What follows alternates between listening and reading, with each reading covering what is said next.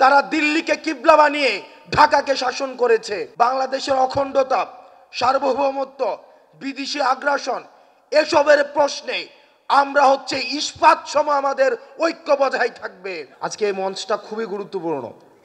যেমন বর্তমানের কাঠগড়ায় আমরা অতীতের হাসিনাকে যেভাবে আমরা দায়ী করছি, ঠিক ভবিষ্যতের কাঠগড়ায় এই বর্তমানটা দায়ী হবে যদি এই মঞ্চে যারা আছে তারা যদি ব্যর্থ হয়। আজকে সাজিদ, সাইদ, ওয়াসিম, মুগ্ধর রক্তের যে দায়বদ্ধতা, এই দায়বদ্ধতা হচ্ছে এই মঞ্চে যারা আছে এবং মঞ্চের সামনে যারা আছে আপনাদের উপরেই।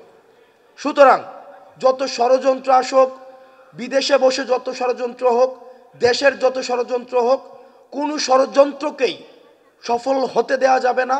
কারণ আমরা যদি এবার ব্যর্থ হই, বাংলাদেশ আর কখনোই ঘুরে দাঁড়াতে পারবে না।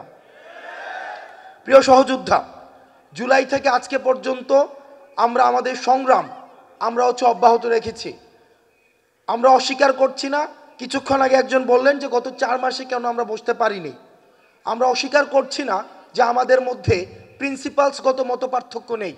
বিভিন্ন ক্রিয়াশীল ছাত্র সংগঠনগুলোর মধ্যে প্রিন্সিপালসগত মতপার্থক্য থাকবে, এটি হচ্ছে গণতন্ত্রের সৌন্দর্য। সবাইকে একমত হতে বাধ্য করা, এটি হচ্ছে শেখ হাসিনা কালচার। সবাইকে একমত যেভাবে হবে না, প্রিন্সিপালসগত অনেক বিষয় হচ্ছে মতপার্থক্য থাকবে, কিন্তু বাংলাদেশের অখণ্ডতা, সার্বভৌমত্ব, বিদেশি আগ্রাসন এসবের প্রশ্নে আমরা হচ্ছে ইস্পাত সম আমাদের ঐক্য বজায় থাকবে। আমরা ইতিমধ্যেই বাংলাদেশের সার্বভৌমত্ব এবং অখণ্ডতাকে কম্প্রোমাইজ করে আওয়ামী লীগ সরকার বছরের পর বছর আমাদেরকে শাসন এবং শোষণ করেছে। তারা দিল্লিকে কিবলা বানিয়ে ঢাকাকে শাসন করেছে।